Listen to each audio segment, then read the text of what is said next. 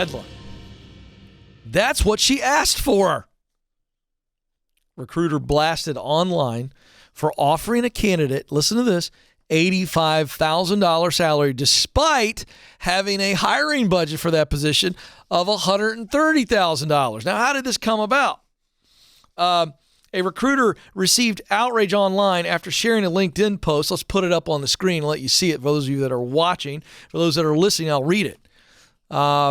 I just offered a candidate $85,000 for a job that had a budget of $130,000. I offered her that because that's what she asked for, and I personally don't have the bandwidth to give lessons on salary negotiation. A little pucker factor on that paragraph. I'll come back to that one. She goes on. Here's the lesson. Then she goes in all caps.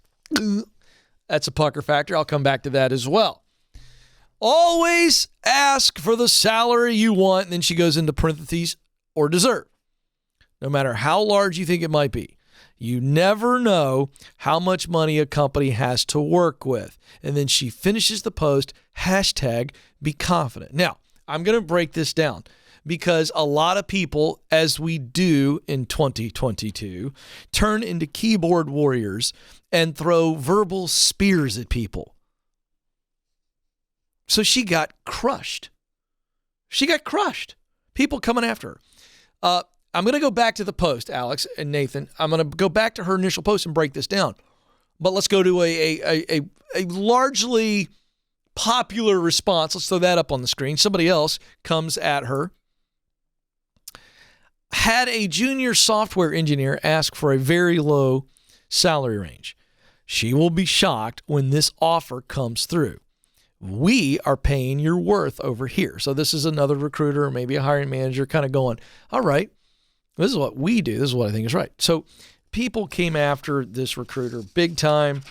And I'm not going to get into the tennis match that happened because then she kind of apologized. She went on to say, what I was trying to help people understand is teach from this, but maybe I should have just kept it in the industry. Let's put up the original post.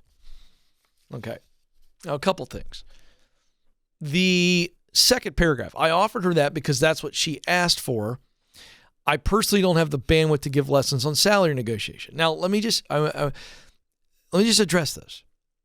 First of all, this all went south when she added in, that's what she asked for, and then I don't have time to give lessons on salary negotiation. That's smarmy. I get it, what she's saying. She didn't need to say that. That paragraph didn't even need to be in there. Okay? Here's the lesson. Always ask for the salary you want, deserve. She did that in all caps. You know what all caps means on social media and emails?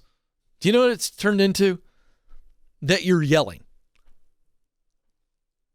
You know, it just is. By the way, I've done that a few times, right? You think, oh, this is I'm typing for emphasis. Well, it's turned into yelling.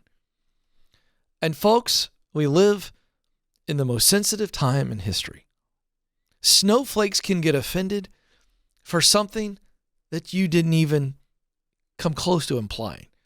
People get offended now for things that don't even make sense. So you got to be aware of this. I'm just teaching. Little extra nod here. Careful on the all caps is the point I'm making. Now, let's get back to the guts. Do I think Mercedes and her company, are they bad people because they offered $85,000 for a job that they had a budget for $130,000? Do I think they're evil? No, I do not. Do I think that the lesson that she's trying to teach is valuable? Yes, I do. She's right. As a potential candidate, you got to do your homework on what the market bears. And if you want $85,000, ask for $105,000. Because the point she's making is you don't know what they're offering. So never lowball a company. Because companies aren't evil if they give you what you want. It's like your kid asking for a gift for Christmas and you give it to them and then they go, well, I would have liked something else. Then ask for it, you dolt. Come on, folks. Use your brain.